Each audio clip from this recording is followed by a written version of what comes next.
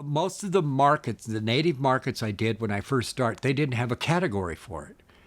And it wasn't looked at as respectful as the rest of the art. The traditional arts was always a mainstay as far as beadwork, quill work, the things that are very traditional and can be used in any traditional regalia or environment. That stuff is standard.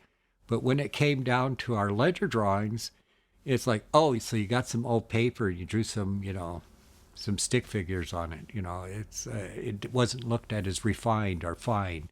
So there wasn't a category for it, but I persisted and stayed with it. Now that the market has been set up, designed for ledger art included in it, there's two categories. There's a traditional and then there's a contemporary.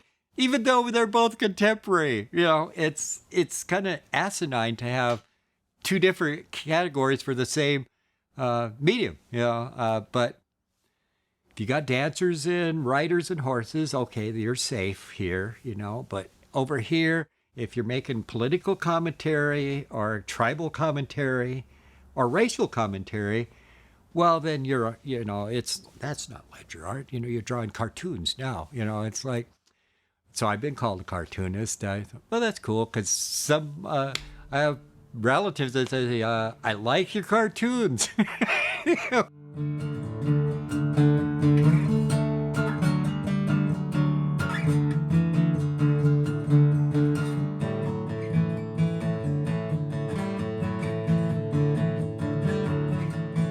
We lived east of Long Valley. The nearest hospital was Dakota because some of my brothers and sisters made it to Pine Ridge to be born, but I was coming too fast, I guess, so I was a fourth of 9 children. So they took me to Dakota where my grandma worked in that hospital. She kept journal for almost 52 years. All of us kids got the year that we were born. The one that I got is the day that I was born. I remember it said Francis had another kid. Francis had another kid, a boy. And didn't say, 9 pounds, 15 ounces or anything like that. Then it went on to the weather report. In this one-room country school that I first went to school with, we had blue glass. It was crushed glass. We broke these glass and you glued them onto a paper and everything, but you drew it out with a pencil. Then you put the glue down and you start putting the glass in and set it in it. That was kind of neat. I mean, that was probably one of the first art pieces I remember. These are just like year after year. I could remember one certain image, but I couldn't remember anything else that I did. But it always came down to the drawing part that I liked the most.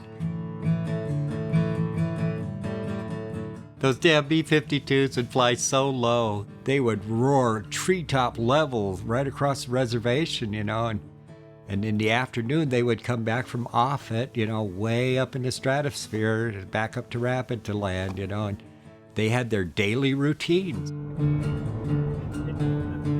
So the B-52s would be flying really low because the bombing range is over there. So I remember working the hayfield. Sometimes it would be about that same time they would come through and look up and see, contrails for a while. Then you'd see them start lighting up, coming through real low. That was my fantasy escape route there. That was like a big sign said, come run away, come run away. I went in as a bomb loader, as a 4.62. I didn't like that, so I cross-trained out of that as soon as I could. Then went into civil engineering. I got out on honorable discharge. I have a good conduct medal. And I was a good NCO. I thought, this is my country. Why only give? You got to give a shit, and show up for work and do your job. And after I got out of the military, I regretted it for like a year because I really didn't have no practical skills. Here I am. I leave a job where I'm now a supervisor, getting paid a little bit better, and then I leave that job like an idiot, to go to uncertainty.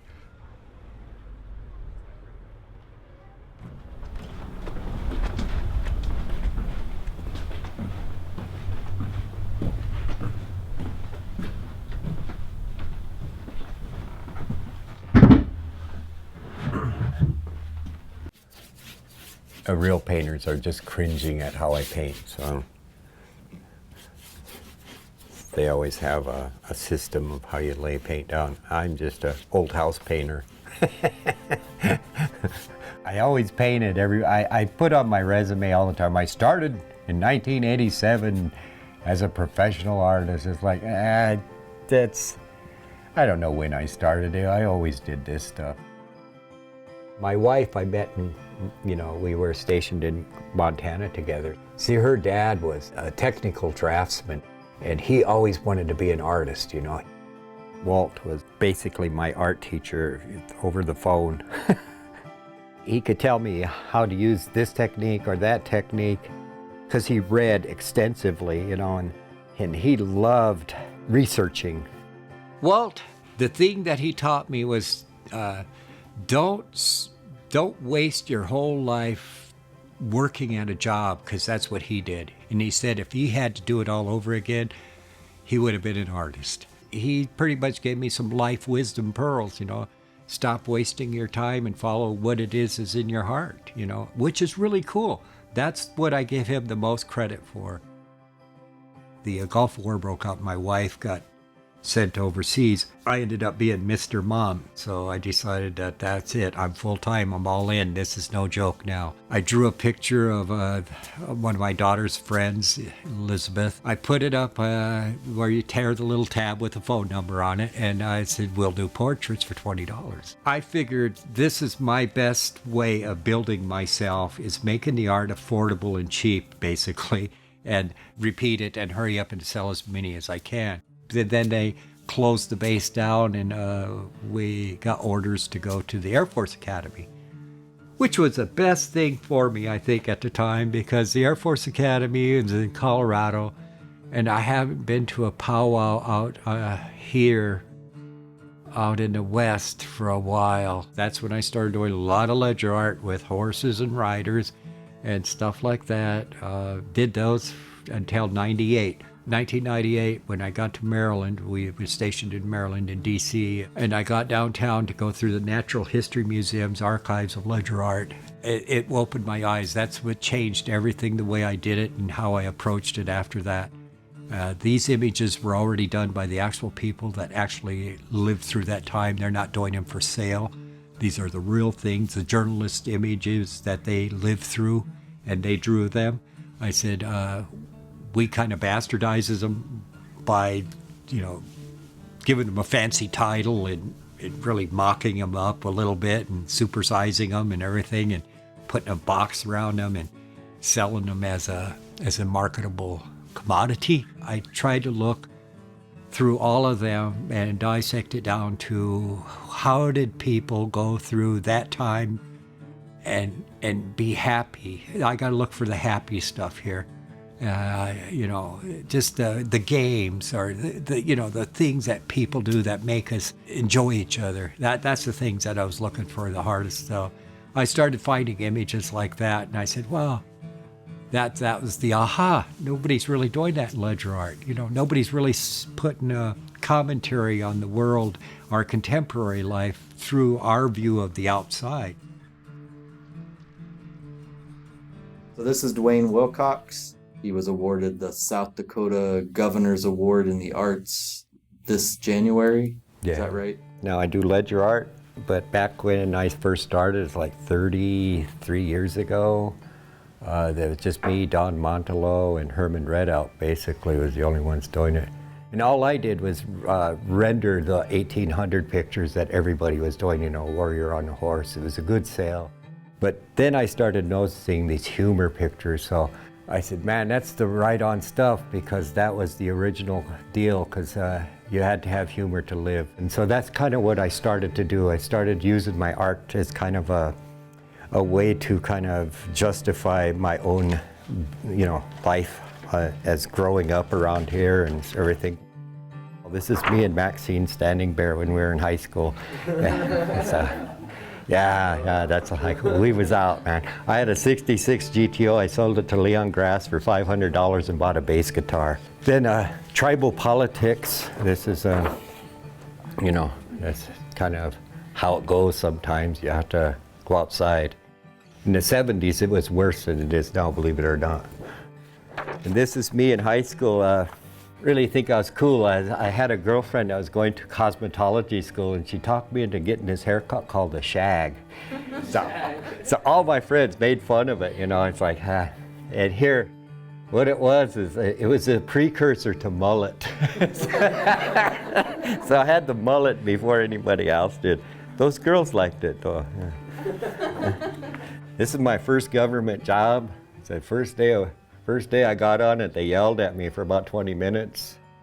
Went all the way down to Texas to get talked tough to. So it still wasn't as bad as boarding school. A friend of mine in Wounded Knee, this is 73 occupation, Tom, said, well, they were there, they had a firefight one night, and all they gave him was a single shot 22. And the guy over here had a 30-30 and one had a 30-06, and they gave him a whole handful of 22 shorts. So he said, he'd hear boom, boom, and his little pa, boom, boom, pa. So after a while they stopped and just listened to that. They all started laughing. He said it was funny. I do a lot of art markets where you have to compete, you know.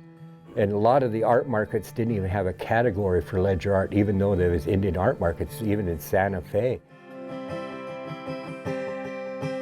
Santa Fe is like, for an artist, it's up and coming, on his way, wants to get his wheels underneath him. It's almost imperative that they have to compete down there. Yeah, you'll have good sales, but the ultimate goal of any market is to win the highest accomplished award. And that's, you know, best of show, period. You know, that's what you want to win.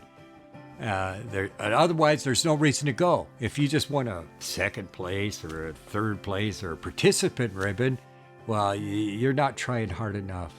You're not giving yourself enough credit. It's a competition. Bring your A game. I brought my A game down there. I did it for 10 or 12 years. Never won Best of Show. Of course, I did ledger art, which would never win Best of Show because it's line drawings. It may someday end up being some fantastic thing that somebody will win, but it won't be me. I always come down to Morningstar during market. In the last 4 or 5 years, I haven't done the market, but I still like coming down because I did the market for 10, 15 years, and I never got to see anything, so I'd be stuck in my booth. You go someplace every year and you're stuck in the same cubicle, and there's so many people and so many other things to see. Morningstar Gallery's been here since the mid-'80s, and we have specialized in the highest quality antique Native American work we could find. When you walk through the gallery, the first thing you see is Dwayne's work. It's just that kind of glimpse into not just Native society, into society in general, and it just, to me, it shows that we're all alike. He's a natural born storyteller. All he's done is taken that ability and put it on paper. Because I think Vanessa came over to the market and she talked to me, you know, it's like massive amount of people, but she talked to me and she said, I gotta send, you know, chick over, and I didn't know who you were. Yeah, it's right. like from Morningstar, and I thought, Morningstar? Not me. You must be looking for somebody else, you know. I don't know, maybe I was digging for a hook when I put the custard in there, you know, the title, We're Getting Custard, you know, the American flag as a tablecloth. You know, that's kind of the irony thing, is a tablecloth, nobody, you know, veterans would not ever consider that, but America is kind of a strange country. They make bathing suits, underwear, towels out of our most sacred freedom, symbol of freedom, exactly. of the old glory, you know. And these guys are having a sweat back home, and I remember everybody's getting ready to get in, and the guy that was running it, his phone was ringing, so it's like, turns around to go shut off his phone so he won't be interrupted during. So I called it, you know, Great Spirit, yeah, excuse me, I gotta take this call, you know. But nobody really says Great Spirit at home. That's a European terminology. When they think natives pray, they say Great Spirit. It's a stereotype term. Yeah. I try to put it in a contemporary context of my own time frame. And I do use traditional clothing on it, but it's more of an aspect to say, well, that's a Lakota shirt, and that's Lakota style of moccasin stuff. So it identifies with the culture I'm from. I've always had these leftover pieces of mat board. And it'd be a long strip and usually the center squares. I never knew what to do with, and I don't really believe that there's that many of them actually, because nobody else is going to be making them.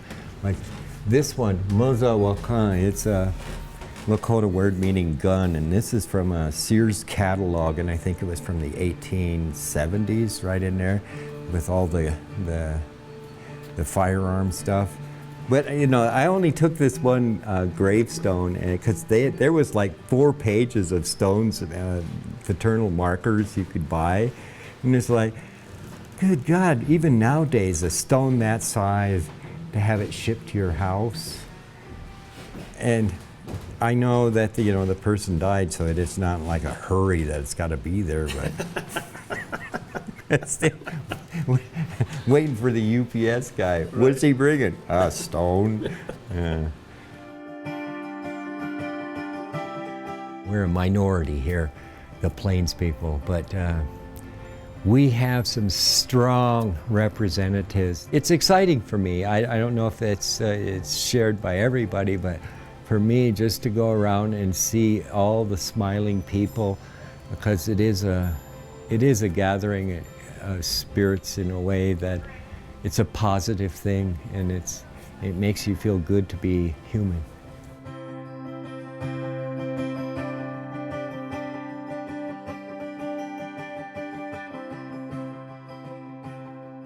This facility here is what's called Wing Springs, and Cairns, the Center for American Indian Research and Native Studies, is also here.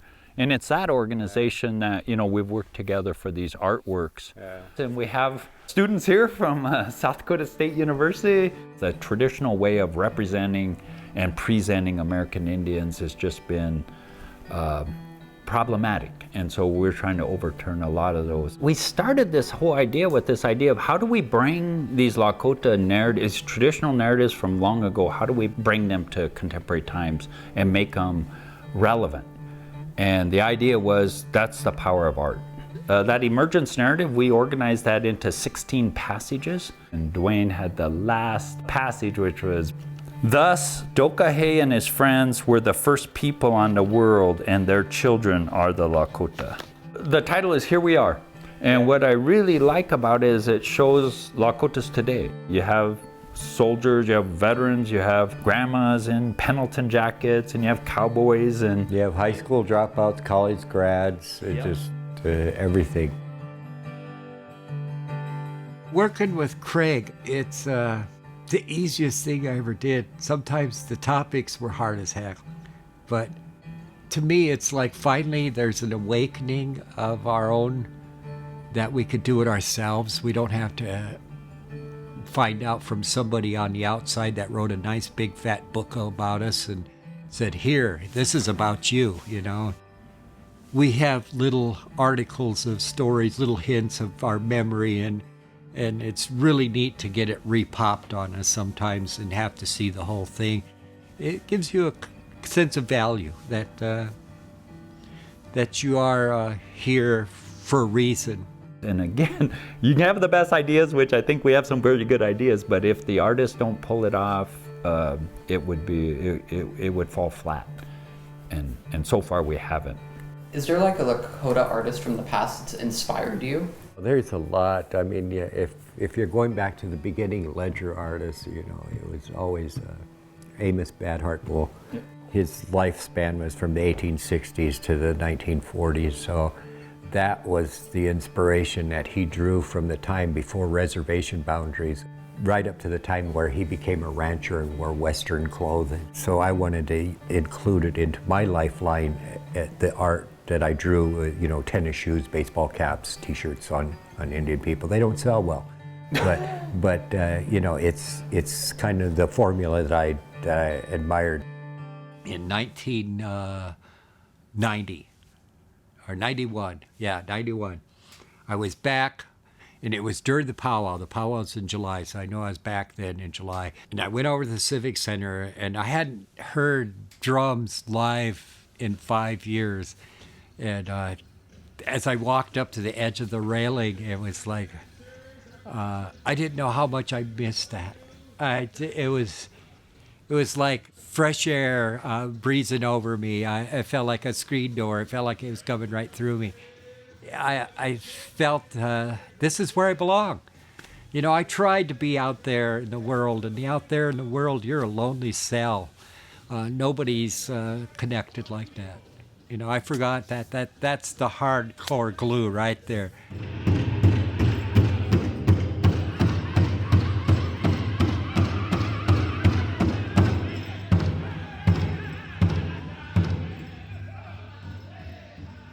As a person that's, you know, getting up there in years, I guess, a little bit up there in years, when you go out there, you just, you feel like the years fell away. I never felt more included than when I go out there and dance. It's like I'm nothing special, I'm just a person, you know. If you see from the stands how everything just moved in color as one, like wind blowing over the prairie grass, I guess I'm just a blade of grass. There's nothing really, I'm, you know, not that special at all, really. Just another human being.